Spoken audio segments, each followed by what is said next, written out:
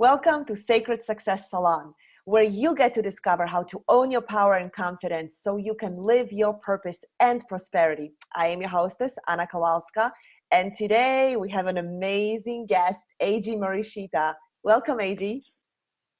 Hey, thank you, Anna. I'm really honored, and it's a true blessing to be here. So I'm really excited about what we're going to co-create, because it's like, it's going to be us two ripping and then whatever is co-created in the space. So I'm really excited about it. Yeah, right on. This is so good. Right here, you guys. Yeah, the energy of what we are up to in Sacred Success Salon. So let me tell you guys who Eiji is, okay? Just so you know who you are watching and learning from.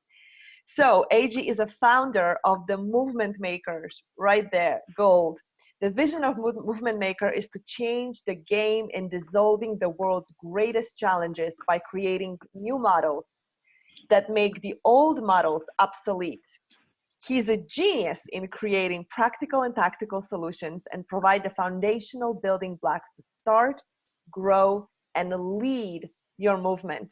Eiji is on a mission. So Eiji and Movement Makers, because you are a team, are on a mission to empower 1,000 leaders over the next 10 years to start a movement that impacts millions of lives. Their purpose is to ignite souls to step fully into their calling and create a movement that matters. Love it. There is just so much power in that introduction alone. Welcome, Eiji. Thank you. Thank you. Well, I'm so excited, and whatever I could do to serve and support your audience. I love how you create Sacred Success Salon, and there's something about, I feel like what we're going to do in this interview is this is going to be a very sacred space. You'll feel like the air get a little bit colder, chillier, and get the chills. And so I'm really excited what we're co-creating together, because just with your theme, it's so amazing. If we let go of our agendas of what we think it should be and let go of our attachments to the path, like in Buddhist philosophy, then spirit shows up, and it's far more magnificent than what we could have even consciously thought of. So I'm really excited what's about to transpire. Yeah, wow, you just captured the essence of Sacred Success Salon so beautifully. So let's talk about the movements. Why did you choose to use Movement Makers as the way to support, to contribute? Well, it's interesting because I feel like I didn't choose it, it chose me. So it wasn't something where I said, yes, let's start movements. I mean, I've always been attracted to leadership, but I started Movement Makers back in 2014 after many years. We're a company called Genius Squared, helping people find their genius and use that in entrepreneurship. But then I found the patterns in my life where I was born into a family business. It was a restaurant. And when I graduated college and I had some challenges, went into the .com industry, made a lot, lost a lot. And then I started running my family business, and we really struggled. So my mom came up to me and said, hey, Eiji, help us with our marketing, because they're at a point where they were losing $10,000 to $20,000 every month, and their retirement was shrinking. And my mom started the business when she was 57. So she couldn't afford time. Why? So I interviewed my family and found out that our family was pioneers within the sushi industry, that our family with another family and a distribution company, we formed a collaboration to bring the sushi bar concept over to America. And I saw early on, like our families, and when it comes to movements, it's like the technology adoption curve of new ideas. There's the innovators who are the idea creators of something new. So my parents, my great-grandparents, and our family friends were innovators. Our family friend invented the California roll, and made that helped popularize sushi.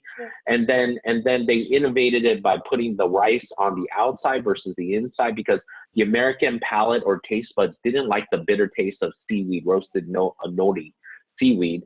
And so that evolved in the population. Yeah, because normally traditional sushi in Japan is the seaweed on the outside, which can be bitter. And so most of the rolls in America are rice on the outside, called uramaki, which is inside out. And so that started to pick up from the innovators to the early adopters. So when I was in junior high, we opened one of the first fast food sushi restaurants in Santa Monica, California. I was waiting tables as fast casual before there's anything called fast casual. And so we were seeing the ones at the sushi bar were the early adopters. They're the hipsters. They're like the artists, the celebrities, the athletes. So back in the 80s, and I don't know if you were in the States back then, but there's a popular show called Miami Vice. Yes. And so, yes.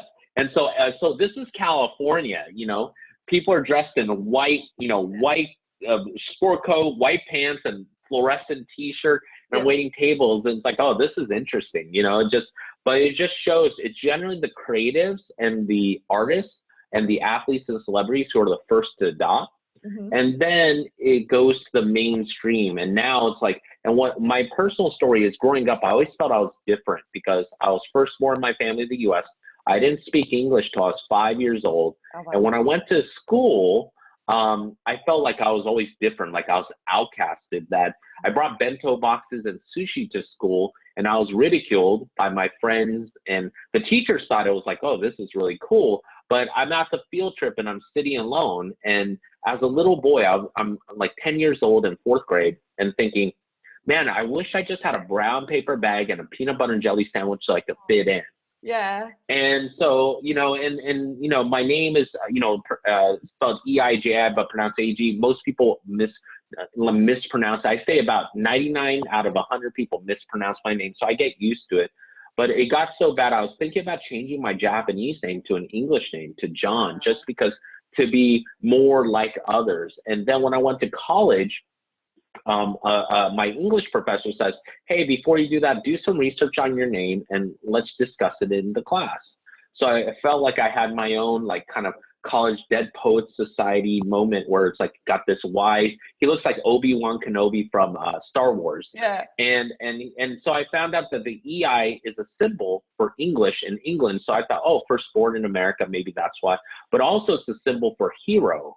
Oh. And so I was like, oh, I like hero. And JI, it means to be power, governor, rule, be an authority, but also means to heal. So I like hero and heal. And so I found this new sense of healthy pride in my name and ownership of my name. So I decided to keep my name. And that's when I had this huge epiphany. And I feel this is part of the why I'm here on earth, is to really share this message. I got this huge aha that we are not, you know, that I was not different. I'm unique. And that was a big aha, because when I felt different, I felt separated from other people. And if you look at all the wars and all the arguments, it's because people feel, no, they are different. But when we're unique, that means we're unique and we celebrate our individuality, but we're connected. Yeah. And so we can celebrate each other's uniqueness. And that was a huge aha moment. I feel that's a key thing, is that we are all unique and we're not separated. We are connected. And that's what skyrocketed my confidence. I went into leadership. But I think it's a key component of why we're here. Like, we're unique in our gifts, but we're pretty much the same in our challenges and struggles in terms of the emotions we feel. They're just different levels of severity, but we can empathize. We can feel like we know what it's like to feel angry. We know what it's like to feel sad. We know what it's like to feel fear. So we can relate. And so all the challenges, it's all emotionally based, and we are the same.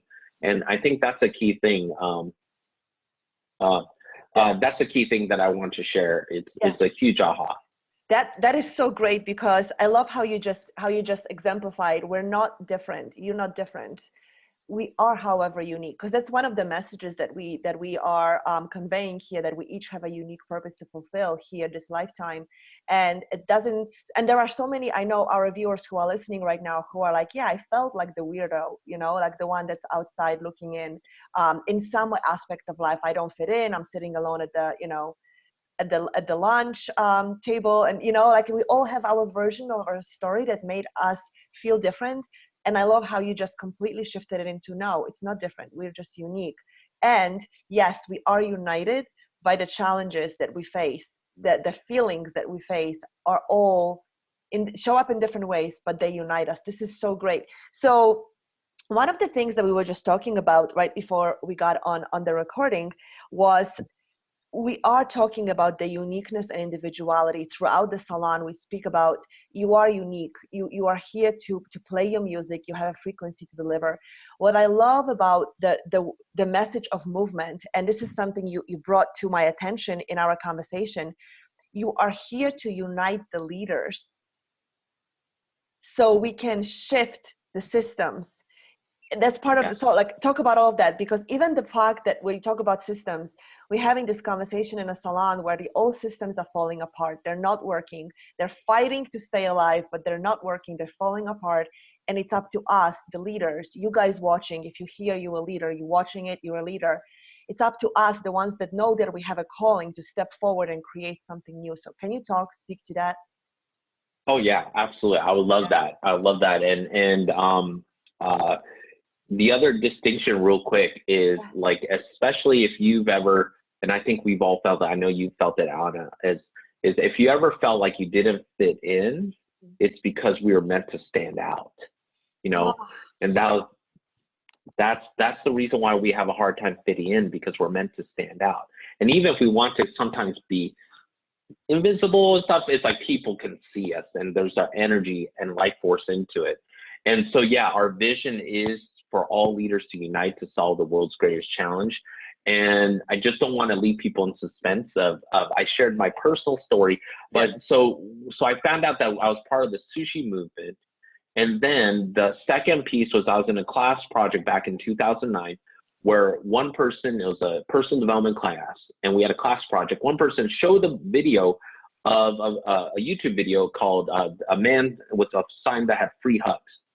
And we all got inspired, said, let's give out hugs in San Diego. So in a class of 40 of us, in a period of 3 days, one person designed a t-shirt, another person created a website, put up the PayPal link, another person designed a custom song, another person called the news people, and we were giving out hugs in San Diego. And it was amazing when a group of people who didn't even know each other that well comes together and everyone shares their genius or gift. And what can be done in 3 days, where a new website was up, people are getting donations, and we were all excited, got television press. But then what happened was the group of 40 is a class, so they left, and a core team of 8 people stayed. And they left to go to do this in Europe. And then they went to South America and Central America. And when they went to a country called Guatemala in Central America, they found God or Spirit's bigger plan, because the original plan is, I got this nudge, I got this oomph, I got this calling to give out hugs and do something. And then the bigger grand design plan shows up. And so once they landed in Guatemala, the streets were littered in trash. And someone had a crazy idea. And what I believe is genius is taking two seemingly unrelated things and making the connection, like peanut butter and chocolate or so. But so someone said this, it's like, let's take the trash and then stuff them in these plastic bottles and then put chicken wire of them and build schools out of them. So they took the trash off the streets, put them in bottles, got the recycling, so they were able to recycle it and build schools out of them. The first bottle school has been built. And since then, to date, in 10 years, 150 bottle schools have been built in Guatemala, just because one person, one leader who had the heart to follow the nudge, just said, let's give out hugs in San Diego. And so those two experiences, plus the leadership that I've been blessed to receive and be groomed for, it's like, I've been born into a movement. I was a first follower at the ideation phase. And the key lesson there, and I want to make sure, it's like, the key lesson is that you just need to follow the feeling and that initial nudge. You don't need to see, like Martin Luther King says, you don't need to see the whole staircase. You just need to take the first step. And this is the key thing with your calling, is that we don't need to see the whole thing. We just need to follow it, and it will unfold as we go. And so since then, and because I geek out on leadership as well, it's like, yes, it chose me, because at first I had to go over my fears of, am I good enough? Who am I to do this? Movement makers, that's a big, am I good enough to do this? And I just had to quiet the mind and just do it anyway. Just do it anyway. Just trust and follow the feeling. And I think that's how it all started. So there was a lot of resistance, kicking and screaming. No, I don't want to do this. It's so much easier for me to do anything else. And most people think, a calling is like it's a wanting or desiring. And it was more like, I think what's happening right now is all those who've been previously happy with being behind the scenes are now being called up to the front, especially those who are naturally introverted are now being called to speak and be messengers. And so it's actually, the world is calling everyone to step up. So that's the origin of movement makers. Is like, well, I've been born into a movement through my family, been a first follower seeing that, and then been advising dozens of movements since then. Yeah. And now we're really like planting the flag and saying, let's get these movements out, because there's a shift in the marketplace. And I believe more movements will start in the next 10 years than in any time in history, because we're noticing it's almost like the 60s, 60s, except on steroids or so, for lack of better thing, of love, you know, where love is, there's so many interpretations of love and relationship days, 60s, those free love. Now you have all these different types of relationships, with open relationships, polyamory, to all these things. And then with drugs, now drugs back then were illegal. Now you have legalized marijuana, psychedelic use for medical reasons and for treating PTSD and trauma, to, so there's a resurgence, except in the 60s, it was extremists. Now it's those with the mainstream background who have the credibility to take a non-mainstream idea, like, medicinal mushrooms for improving brain function or so, and then getting out to mainstream and getting accepted by doctors or by systems or so. And like you said, the systems are fighting to hold together. And I take a dual, an and approach. I think we must change the world, both outside the system and within the system. It can't be one way. It has to be multifaceted as well. Yeah. Because I think, it's not, and that's one thing I've been really geeking out on, which I think you'll love, is about manifestation, is all problems come from the either or thinking, either this or this, either I make money or make a difference. And there's the and, where Einstein says you can, you can't solve problem in the either or consciousness. You need to find a higher level consciousness in the and. That's where the solutions all lie. So I think it's really, really important. We're at a critical time, and I know that, the tribe you're attracting, those who are watching this live or on a recording, you're feeling the nudge. It's like you're feeling the quickening. It seems like the urgency is increasing, because energetically the world needs us. Yeah. Oh, that is so great. So many things right there, you guys. Go back and listen to this, because Eiji, you just shared so many golden parts right there. And I love how you talked about the quickening, because it is happening right now is the time. That's what we're talking about. I feel like sprinting right now, right? Like, so energized. I know, totally. And that's what we are up to. It's like, there is no more waiting. There's no more sitting on the sidelines. I love how you brought in that the introverts are being called to speak up. I have a whole theory that introverts aren't really introverts. They just got hurt when they were kids. They were told to shush, and they just stayed where they are, right? And now it's time. Oh, so true. Yeah. It's time to own your power and speak up and stand for what you are, what you believe, right? This is so great.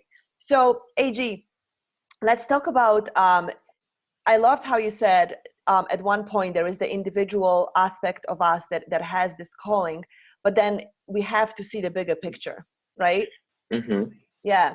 Yeah, absolutely. Absolutely. And real quick, is because there's the introverts give you an encouragement. I'm introverted as well, and I'm extroverted and introverted. I'm both. But one of the things is, in my past life, before starting Movement Makers, we were focused primarily on training entrepreneurs to speak. Yeah. And what I found is that introverts, on the average, make great speakers, which is kind of counter logical or intuitive, because they follow direction and they stay within the structure. And so a lot of the best speakers are highly introverted. And so they're extroverted on stage, but introverted in their private life. So to give you a hint, like, you don't have to be this magnetic, charismatic person naturally to be effective there. As far as the individual, well, the key thing is communication and collaboration. One of the key challenges, the reason why a lot of the world's problem exists right now, is that the leaders are not talking to each other. Mhm. So as an individual, you have your vision, you have your mission, you have your purpose, you know what you want to create. But one of the things is the things that you may feel like you're missing, and the truth is you're never missing anything, you're whole and complete. But the wheel that you are trying to invent to fix a problem, what's interesting is that wheel has already been invented by your neighbor.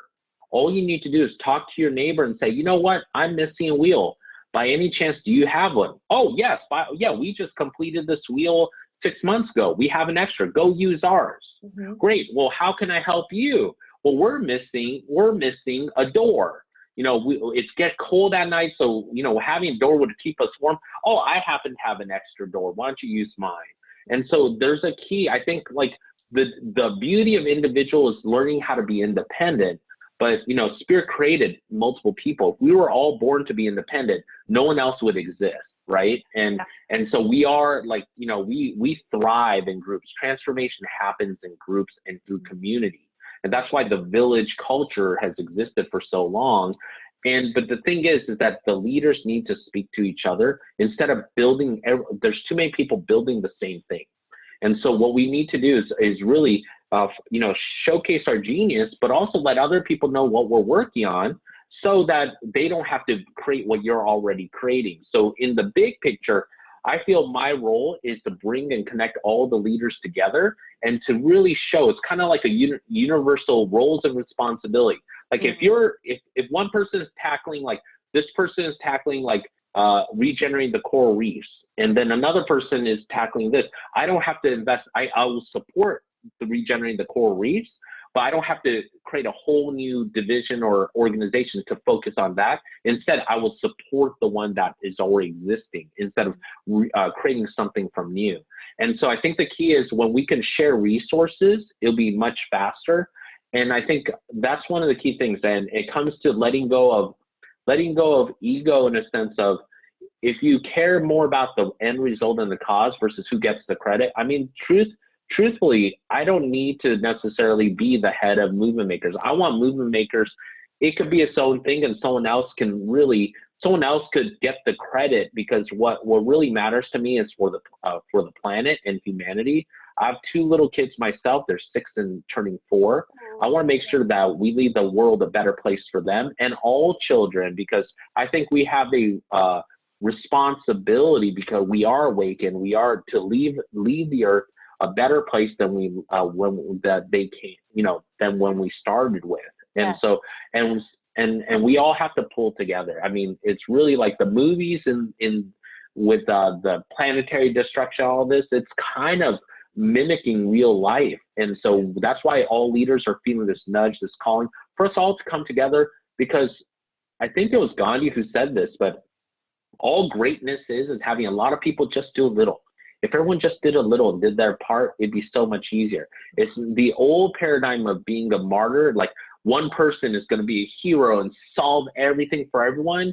It's not going to happen. It's up to us as the individuals to all rise up, be empowered, take ownership of our life, and ownership for, the responsibility for the planet and for humanity. I think that's when we can change things together.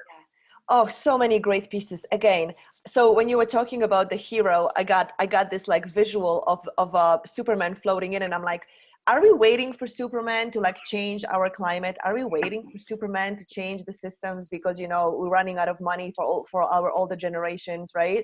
Like health systems out of whack. Are we waiting for Superman? I'm like, no. I love how you just said that we all have to do our piece, which is where if you follow your calling, you'll do your piece, right? And I also loved how you brought in the ego, because I think that is so important to find the balance between, I have a calling, it's really important. I know I have a role in this life to play in this world right now. I was born because my soul had an agenda for me to fulfill that is going to play somewhere in whatever is happening right now on earth. But at the same time, letting the ego step aside and knowing when it shows up, so we don't try to monopolize something or be the best and then get stopped because we're not, but really see that we are here to collaborate, to do this together. that so many great points you brought in there right there. It's amazing, AG. Really. Well, I love how you put this together, because we're so aligned in our visions and our values, because the old paradigm of competition and scarcity, and bringing the new paradigm of collaboration and abundance. And I think there is more. It's the and versus the either or. And let me share this nugget. I learned this from a leadership coach. His name's Brett Miles in LA, but he had a very interesting paradigm, that the old hero paradigm is flawed, because for old heroes like Superman or whoever, a hero needs a villain and a victim. Yep. Someone to save and someone to fight against. I think the new paradigm is it's a hero triad, where everyone's a hero and we support each other out, because I think that's the key. And I want to see martyrdom be non-existent as a behavior pattern, because I've been victim of being a martyr at times in my life in the past, but I don't want to choose that at any point in my future. We don't have to sacrifice everything at the expense of ourselves or our family members. I believe and that's the key, that happens only if no one does their part. If everyone just does a little bit. But here's the good news, is that it only takes the awakened ones, because it only takes a small percentage. I don't know exactly what, it could be as little as 1%, and it could be as much as 10% of the population, for us to do our part, and the whole world shifts. Because through our higher consciousness and through our higher vibration, we can move people from fear to hope to love, and so these are some pieces. I think we are the ones, and the key is I mean, in the past, I used to, when I was early on in my speaking career, I'm speaking from stadiums and all this. Now it's kind of like, it doesn't matter as much anymore. If I get invited, sure, I will enjoy it. There's no doubt. I would love to speak in front of like 50,000, 100,000 people, but it's more about, not about me, but more about awakening people up, more about the audience. And so that's the shift. And what's interesting is the more I make it less about myself, the more opportunities flow to me, because I'm not blocking the receiving to come in. And so then we're just this pure conduit and channel for whatever life has to offer. Oh, I love this. And I'll tell you why I love it so much. This conversation is had by so many women, and I love that you represent men who are awakened. And we have several on our panel in Sacred Success Salon, speaking this language, like realizing that there is something that, spirit works through us. You are a channel. And when you step away, when you follow your calling and do it not because you get to speak in front of 50,000 people, right? Like, you do it because there are people waiting to hear your message, and their life will change because of your message. That's when you receive more. This is so beautiful. And I also love, hold on, because you said something and it escaped me for a second. I want to see if I can catch it, because you just made such a really beautiful point. It's gone. So you guys listen. Listen. It'll pop back in, but it's fine. Yeah, it was so. If not, it's okay too. Well, you did say it, so you guys catch it, because it's there. It was this really beautiful point that you just mentioned. Really amazing. And what I also love about this, that's what it was. The tipping point is what you're talking about, right? Like, we don't have to make sure that the whole entire planet changes. If enough of us change the trajectory of where we're going, right? Never mind self-sabotage, never mind victim, like, all of that is such an old conditioning that we get to heal. We talk a lot about that in the salon, healing the ancestral patterns. And the more of us do it, the more they no longer have to exist. We can move into the world where we thrive and create, and hero. I just love that. Yeah. Really powerful. So, yeah. I mean, we have the ability to create the utopian future, the world that our hearts know is possible, so we can create that. And it's going to be an exciting and challenging, in a good way, stretching journey. But also it's time for all of us to step up. And my words of advice is, if anytime you feel like hesitating, it's almost like Nike, but I just add another word. It's like, just do it anyway. Just do it anyway.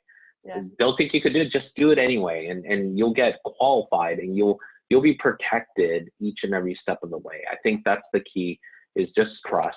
And I think your community and just surrounding yourself with in the community is going to be really key to the journey. Yeah, beautiful. Word community was coming in as you were sharing. Word community kept coming in, and I have chills, you guys, the whole entire time. The message you're sharing, AG, is you put it in such simple terms that I think everybody can grasp, that their mind doesn't have to look for ways to understand it, but it is at such high level. It's just perfect for really giving us an overall picture of what we are doing here in the Sacred Success Salon, why we gathered together, the experts and the viewers, why we are having this conversation. One of the guest experts, I was just about to have her on a Facebook Live, she said, what we're doing is widening the door, because the door is open. We are widening the door. Walk through it. And I love how you just said, you will be protected, you will be provided, trust it. Oh, amazing. AG, I could not ask for a better person to bring us to the closing of this amazing series. Everything you've spoken about, it just echoes what we've been talking about, but the way you say it is your own, unique, powerful, and it's flavored with this: create a movement, be part of a movement, create a movement. Yeah, so amazing. Wow. Thank you. I love it. It's my honor and pleasure. Thank you for having me, and thank you for inviting me. Yes. It's no coincidences that we met in person only recently for this to happen in a very short period of time. Yes, and you guys, just a little lesson. We sat at lunch next to each other, and we didn't really exchange much more information. We just sat next to lunch. There was a speaker, and then somebody kept bringing up Eiji's name over and over again over the 3-day period we were there. And I'm like, all right, Eiji, we have to meet. And then I walked up and I'm like, oh, we had lunch right next to each other. It was just perfect synchronicity. It happens all the time if you just open. It was amazing. So Eiji, I know you have a gift for our viewers that you said you'll be sharing with them so they can get into your world. Can you tell us what it is? Yeah, absolutely. Well, I have a couple gifts, and it's all part of the same area where you can get it. One is our movement making roadmap. So it gives it's like a meta system of how do you start from just ideation, from starting your movement all the way to scaling it up. So you know how to start and then grow it and then lead it. And second is, I'm a blend of the spiritual and the practical. Yeah. So also we have a Quantum Leap money manifestation document and program that I want to offer you as a gift, because I know that, we do have to, those who operate well in the metaphysical world need to operate really well in the physical world. So we give you some nuts and bolts on how to fund your dream, how to fund your movement, how do you get your impact work out there. So that's part of it. And also, really that it's easier to, increase your impact, increase your revenue by 10 times than it is to double it. Yeah. And that's a shift in mindset, because it's not about you working harder. It's not about you working longer, but it's also just getting aligned with the principles. And I want to share that with you. And anything I could do that if you have challenges with just trusting, just reach out to us, reach out to me and on Facebook or in our Facebook group or whatever, because I think we're all here on the same team. So, I know, Anna has a deep soul. If I say, Anna, I need some help, I'm stuck in this, she'll say whatever I can, and vice versa. This is the community. This is the level, because we know that where our hearts are, and we're all here to do our part. And I want to thank you, acknowledge each and every one of you. Thank you for hosting this, and thank each and every one of you for listening all the way through, because your attention is actually the most valuable thing on the planet right now. I mean, to get even you have watching this part, it means a lot. So I don't take it for granted. Wow, so beautiful. Really great. So you guys, you know the drill because you've done it several times over. Do not miss Eiji's gift. You heard how powerful it is. The button right below this video, click it, claim the gift. You are so generous, Eiji, by offering all these different dimensions to support. It's amazing. Thank you. So I do have one closing question that I get to ask every single guest, and you are going to be the last answer for the salon. Are you ready for this? Okay. What does success for the world look like to you? Success for the world looks like every man, woman, or child has a place to sleep, food to eat, a planet that is living, that regenerates, that is thriving, that is sustainable, and that we coexist together in peace and harmony. That the land doesn't belong to us; we're just stewards of the land, and that by treating the land better, the land treats us back better. So I just see a world full of just love and generosity and abundance, and everyone just share their gifts of genius with each other, and to support one another, and to just enjoy life and to be a contribution to each other. Wow.